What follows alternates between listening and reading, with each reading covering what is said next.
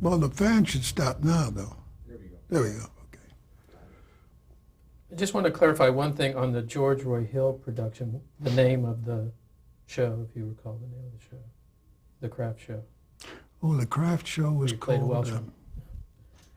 It was called "A Bit of Love," or "A Bit of Love," by Goldsworthy.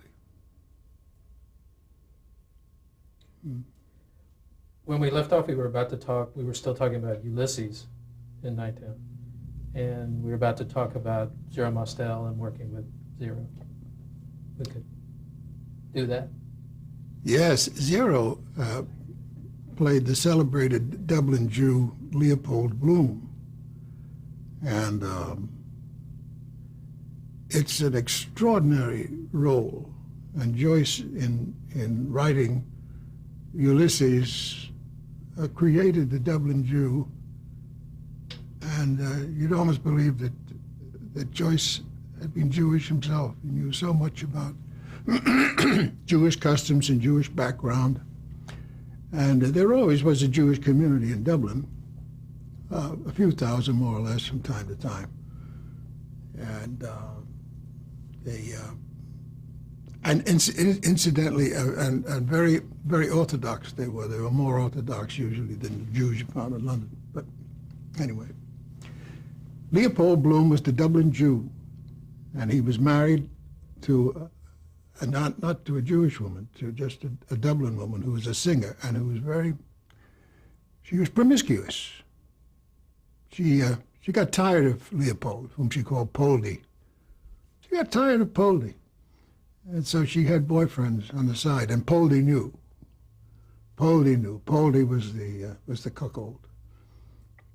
And the character of Leopold Bloom goes through all the fantasies and thoughts that we all go through.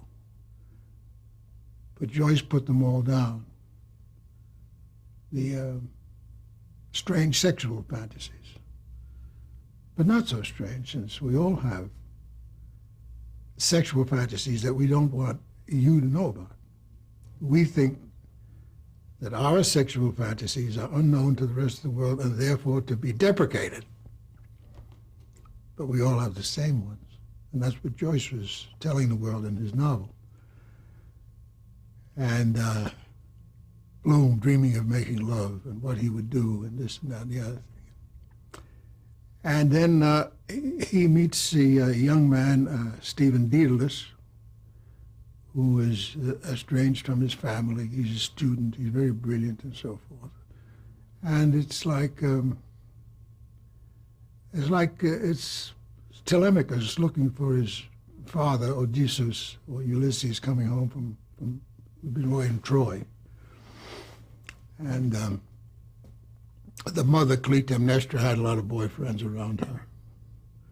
But Joyce used the Odyssey, or Ulysses, as the framework of this play that takes place in one day in Dublin. Now, who's to play the Dublin Jew?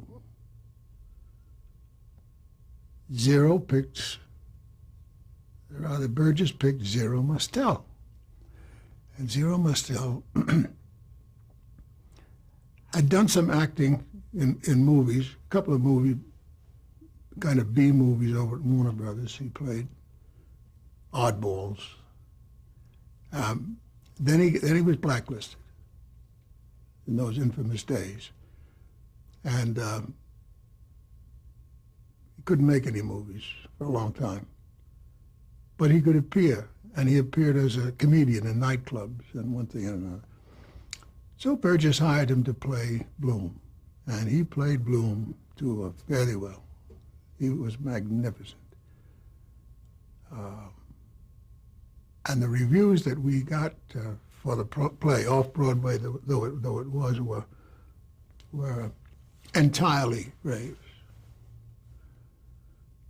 And it was a very great experience. We later took it to London. Zero and I were the only ones from the New York production that went over to London with it. I think maybe one other. an actress. And then we played Paris. We played the Sarah Bernhardt Theater in Paris. And of course, Paris being Joyce's, practically speaking, his hometown, because he spent really more time in Trieste in Italy and in Paris than he spent in Dublin. He was left Dublin in 1906 or something. So Paris was his hometown, and he was a great linguist. He got along very well in Paris with all the different people. And he finally went to Zurich, and during World War II, and he died there. But everybody was very excited about the production because we were putting James Joyce on the stage. And we were taking parts of the novel.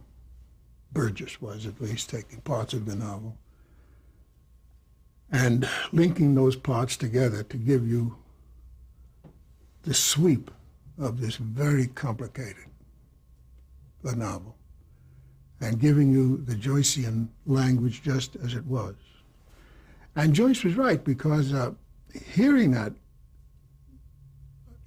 language, some of it being very complicated, the audiences knew what it was.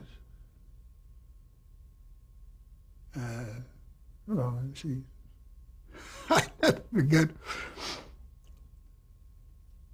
There was a part with the three girls, where the three girls are the street girls.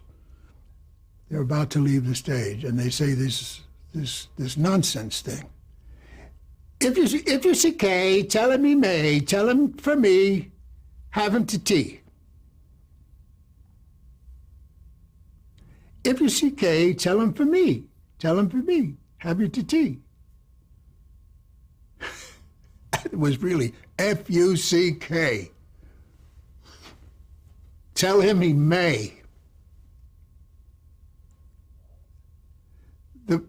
The play and the novel are filled with things of this kind, you know. The novel's filled with them. The play is filled with them. Scatological stuff, weird sex. Weird only in the sense that that generally we feel called upon to disapprove of it. Privately, we don't disapprove of it, but it's all right. This is we're bowing to conventions. Convention is the word. The most unconventional novel was ever written, and consequently the most unconventional play on a stage. And they adored it in Paris, which, as I say, was Joyce's hometown. They adored it. They adored it in London and in New York.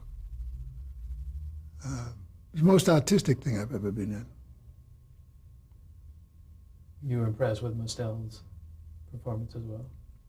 Oh yes, Zero was he was absolutely unique, But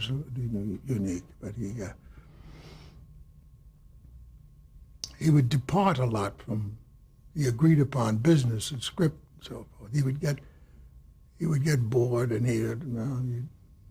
he'd do naughty things, as we say in the theater. He'd do naughty things on the stage. But he was magnificent, and he was loved, and it brought him back from obscurity because of the House Un-American Activities Committee ban on him. It brought him. Of course, you see, that ban didn't hold in the theater anyway. A lot of people who were blacklisted still worked in the New York theater. If there were parts for them, the New York theater wasn't moved by this thing at all. But this brought Zero back, and then and then he went on to do some great shows in New York, Fiddler on the Roof and things of that kind. He became the Rhinoceros, and he became for a little while there the biggest male star on Broadway. And then he finally made a movie, and the movie was called The Producers. Yes, he made The Producers with Mel Brooks. Yeah, finally made a movie. Now, in 1960, you moved to Hollywood. Yes. What prompted that? I was in a television show in New York with the actor Steve Hill and the other actor, I knew I was going to forget his name. Dadgummit. Marty Balsam. Marty Balsam, my friend Marty. And it was the Sacco Vanzetti story. And these guys played Sacco and Vanzetti, and I played Katzman, the prosecutor. And Warner Brothers saw the thing, and producer at Warner Brothers, and saw me and brought me out to play a certain part in his next picture. How were you cast in the role of the DA? How did it come about? That's a story in itself. I was working with Shelley Winters in a play, in a television play in New York called A Piece of Blue Sky. My agent called me at lunch and said, "I want you to see Sidney Lumet this afternoon." I thought it was something down the road. I said, "Well, I'm at rehearsal. Can he see me end of the week?" No, he's going into production tomorrow. I said, "Oh, Don, I'm in this play. Frank Corsaro is directing it, and Shelley Winters and a couple of other people. I want you out of it." I said, "You just put me in it, Don. I want you out of it. I want you to go to see Lumet. What he is going to do is far better for you than this. It's going to be a big special on NBC." So that afternoon, I took myself over to Sidney's office, went in, met him. He asked me to read the part. I read the part, and he said to me, "Well, where have you been?" So I said, "Well, I don't know. I haven't thought I was at home for a long time, but you have a nice, friendly attitude. You're making me feel good." He says, "You got the part." So that was it. He couldn't find some type he was looking for, and so he got me. Do you remember if it was shown on both coasts, or it was? It was shown from New York. It was, yes, it was seen out here. Seen on both coasts. Yeah. I'll tell you a good piece of agenting, too. My agent at the time was Martin Baum. And Martin Baum took Roy Huggins, the producer of the movie, to dinner at Jason's one night. And there were 4 or 5 people at the table. And Martin Baum called Dave Jason over and said, Can I use your office, Dave, at 9 o'clock? Dave said, "What?" He said, I want to look at a particular television show." "Sure," I said, "Dave." So he brought Roy Huggins and the others in there, and they watched that show, and they watched me. And then Martin said, "Roy, that's the guy I was telling you about." "Oh," Roy said, "Well, I can use him. Yeah, bring him out." So that's a good piece of agenting. How did the experience of doing live TV in Hollywood seem to differ from your experience thus far in New York, doing it live in New York? Well, by the time I came to Hollywood, there was the next time I did live TV was in All in the Family. Because all other TV I did, I was not live. It was either, because now, in fact, Sidney Lumet used tape for that show. Hadn't been used before very much, but he used tape for that Sacco Vanzetti. And he was able then to shoot the tape and edit the tape. Just as he treated the videotape like film. I think for the first time, a director did that. So, when I came out here to Hollywood, the live television show wasn't. They weren't doing that out here. They were doing videotape and film, and mostly film. Which is funny, because you do film to get it on television, you got to put it on tape. Even today, you think to yourself, why the hell don't they do the tape to begin with? But so we didn't do any live, as I say, until we finally did the Archie Bunker. How do you feel the stage actors reacted to television? Did they have a particular point of view about? Oh, they loved it. Oh, they loved it, sure. Oh, my God. And it lifted the whole standard of life of the New York actor. I mean, he had suddenly this whole marketplace was open to him. And the three networks were putting on these shows, some of them, I mean, some of them were very, very good shows. What was that show called? Studio something? Studio One? Studio One, things of that kind. There were a variety of anthology dramas on. And then, of course, they were a half-hour comedy was there, but it wasn't the important thing. The important thing was the hour stuff. That was always great for the New York actor. And the half-hour comedy became popular really in shows that were produced from out here. And when All in the Family became so popular, then a lot of people rushed into half-hour.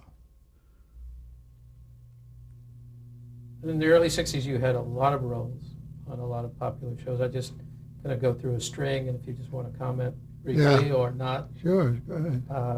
Armstrong Circle Theater. Yes. Well, that was a very good show. It was always, the story was always something topical, something important.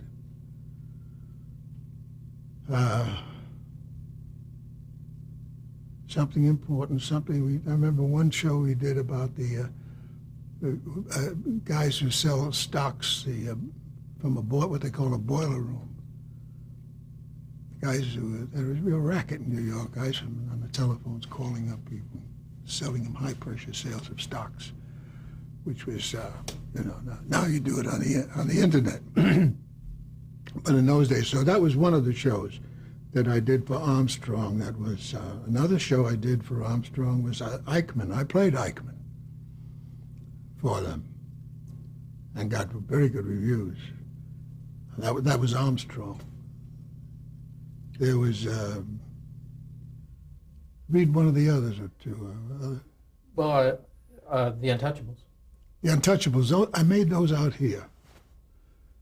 Dr. Kildare. Dr. Kildare, I made that out here, yes, that's right. Alcoa Premiere. Yes, did that here. Bonanza. Bonanza was out here, of course. East Side, West Side. I went back to New York to do that. That was George Scott's series in New York. I went back to do a copy of that for him. Many years later, he came to Georgia and did a show for me. Slattery's People with Richard Crenna. Yes, that's right. Ben Casey. Ben Casey, all these things. Gunsmoke. Yes. I Spy. Yes. Bill Cosby, my God. Did you work with Sheldon Leonard on them? Or were you get a chance to meet him on that? Oh yeah, sure. I know. I knew Sheldon. Was that his show? Yes. Yeah. Well, I knew him quite well. Yeah. Wild Wild West. Wild Wild West. Yes. And That Girl. That Girl. Yes. That was one of the few comedies I ever. It was the only half hour I think I ever did. And they asked me to play an Italian tenor with a very cute girl, Danny Thomas's daughter. Marlo Thomas. Marlo, yeah. You think you were viewed as primarily a dramatic actor? Yes. Were you able to contribute to some of the writing on those shows? Did you have an opportunity to? Yeah, I always contributed a little. I don't think directors ever choked me off. You know, they would always listen, and the more I became known, the more my reputation expanded, the more willing, naturally, that people would to listen to me. And I never pushed it too far. But. You were cast in a pilot at Desilu. Do you recall that pilot? I was cast in the pilot, yes, and with and Nancy Walker. The late Nancy Walker was going to be my co-star in that. And Desi, whom I knew and thought was kind of a great guy. he wanted Nancy and me to play people from Chicago. I was a cop on the Chicago force, and she was the wife, and it was funny. I was supposed to be the only cop in Chicago who didn't take juice, which, by the way, is graft, payoff, and all that. How would you describe Desi's style as a executive producer? Oh, Desi was very flamboyant, and you know, he was sort of loud, but he was merry and very, very warm and generous in all his praise of you when you came in to see him.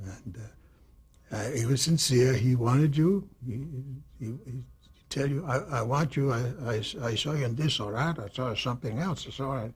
You're great, man. You're great. Yeah, and I want you in this thing. So that's the kind he was. He made you feel good. Did the pilot proceed? No, Desi and Lucy got divorced. And that was a divorce that was coming up at the time I was cast. But when the settlement came, things got mixed up, and they had to split the studio, split ownership on many things.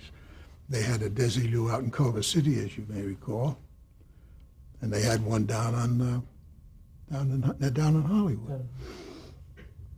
So with the split up of all the properties and the this and the that, some of the production agenda was dropped, and that was one that was dropped. I think Desi must have regretted that because he really loved that idea.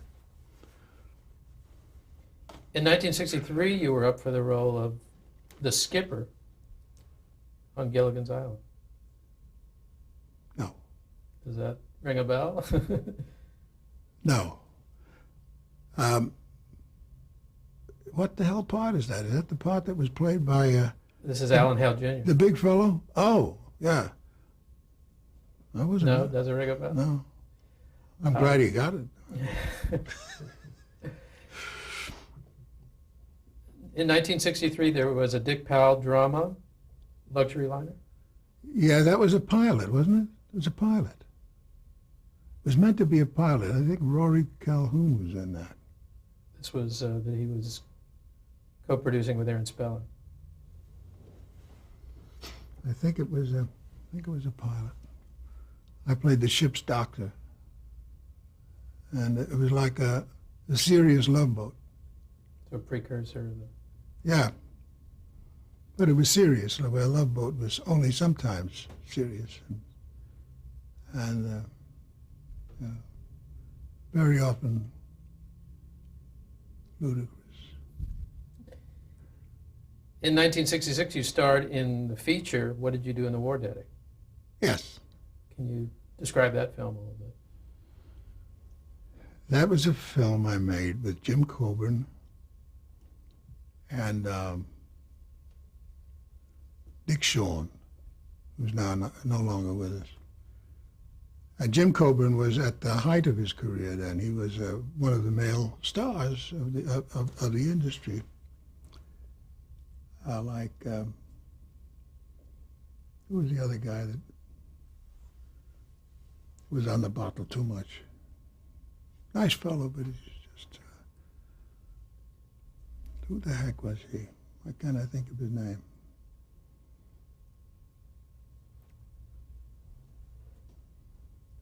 Oh, you know.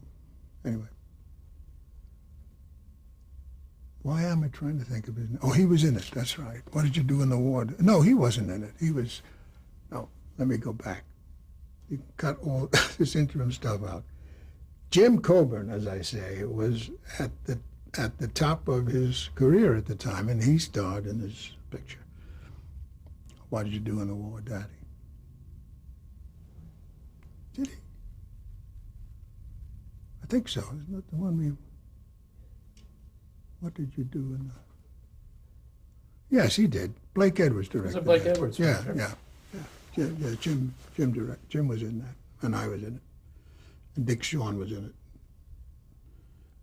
We made that out there around Westlake, and we had a huge 3-acre mud hole out there that they finally converted into the lake years after the picture was made. It said that Norman Lear saw you in that role and was part of his consideration for you as Archie Bunker. Does that ring true? Who said that? It said that Norman Lear said that he. It is said that? It is said. No. Another fellow had the property before Lear. He was a young man named Howard Edelman, and he had bought the property in London and come over here with it. He was talking to ABC, and somebody at ABC told him to sign me to play that part. And he did, to make a long story short. He and I made a deal to do that series. One day he called me up and said that that ABC wanted him to join forces with Yorkin and Lear production team. And did I mind? I said, no, I don't mind, Howard, as long as my deal with you goes on to these guys. I mean, nobody knew. It's just another show. Nobody ever knew about the hit it was going to become. So I just I didn't care if I did it or not. So anyway, that's what happened, and Norman Lear became associated with the show, and shortly thereafter, well, we went to New York to do the show, to tape the first show in a legit theater at 58th Street. When that taping was over, Nancy and I and our little boy went over to Europe on a vacation. I called Howard Edelman. I couldn't get him on the phone. I didn't know where he was. And I hadn't seen him all the time in rehearsal. He was being kept away for some reason. How Lear could keep him away, I can't tell you, but somehow he wasn't there. He was very enthusiastic about the show. He was a very smart fellow, Edelman. Very smart young man. And I liked him. But I had to take a plane to Europe, and I didn't think anything of it. But anyway, the next thing you know, we never heard. The next thing you know, our show was on the air, and suddenly one week, Time magazine comes out with an article that Howard Edelman is suing Norman Lear for $6 million. Which is pretty big dough in those days. I think we're going to have to stop for a second, Carroll.